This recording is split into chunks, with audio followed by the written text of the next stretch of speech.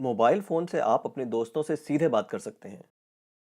पर अगर इसी मोबाइल फ़ोन पर आपको ऑनलाइन कुछ खरीदना हो, तो आपको एक बिचौलिए की ज़रूरत पड़ती है, जो विक्रेता को गारंटी दे पाए कि आपने पैसे दे दिए हैं। पर क्या ये मुमकिन है कि एक क्रेता और विक्रेता आपस में सीधे समझौता कर लें, बिना किसी बिचौलिए की सहायता के? ब्लॉकचेन नामक एक नई टेक्नोलॉजी ऐसा मुमकिन कर रही है।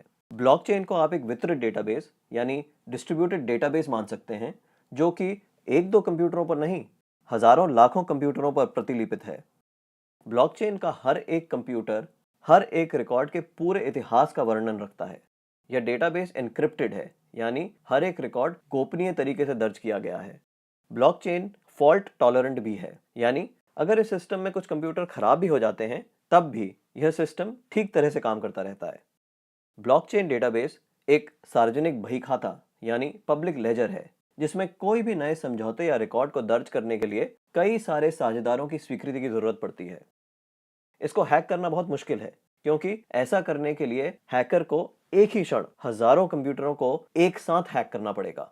यह कारण है कि हम ब्लॉकचेन को एक सुरक्षित टेक्नोलॉजी मानते हैं।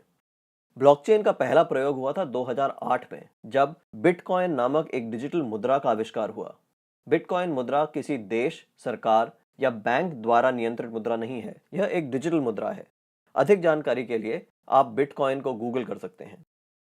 केवल मुद्रा या पैसे से संबंधित प्रयोजन के लिए ही नहीं, ब्लॉकचेन का प्रयोग कहीं भी हो सकता है जहां पारंपरिक रूप से विश्वास, भरोसे या गारंटी के लिए एक बिचौलिए की जरूरत है। जैसे वह सभी सौदे जिनकी आज नोटरी पब्लिक या किसी सरकारी संस्था को पुष्टि करनी पड़ती है। मान लिया जाए कि आप एक मकान खरीद रहे हैं। आप चाहेंगे कि इस सौदे को सरकारी रजिस्ट्रार के यहाँ दर्ज किया जाए, ताकि आपको एक सरकारी दस्तावेज मिले जो साबित करे कि आप उस मकान के कानूनन मालिक हैं। पब्लिक रजिस्ट्रार केवल इस सौदे का एक सबूत दे रहा है, और ऐसी संभावना है कि भविष्य में पब्लिक रजिस्ट्रार का काम ब्लॉकचेन टेक्नोलॉजी कर दे, क्योंकि उसमें दर्ज सौदे की भी उतनी मान्यता होगी जितनी आज रजिस्ट्री सर्टिफिकेट की है। सार्वजनिक होने की वजह से इसमें घपले की संभावना भी कम होगी। ब्लॉकचेन टेक्नोलॉजी के उपयोग के कई और संभावित उदाहरण हैं। जैसे किसी सरकारी योजना के अंतर्गत यदि एक गरीब आदमी को कुछ वेतन मिलना हो, तो ब्लॉकचेन टेक्नोलॉजी से उसको वह रकम सीधे उसके मोबाइल फोन पर दी जा सकती है। या अगर किसी प्राकृतिक आपदा से ग्रस्त लोगों को नुकसान भरपाई करनी हो, तो उनकी सहायता राशि सीधे उनके मोबाइल फोन पर दी जा सकती है। इससे भ्रष्टाचार भी कम होगा। शिक्षा में भी ब्लॉकचेन का इस्तेमाल हो सकता है।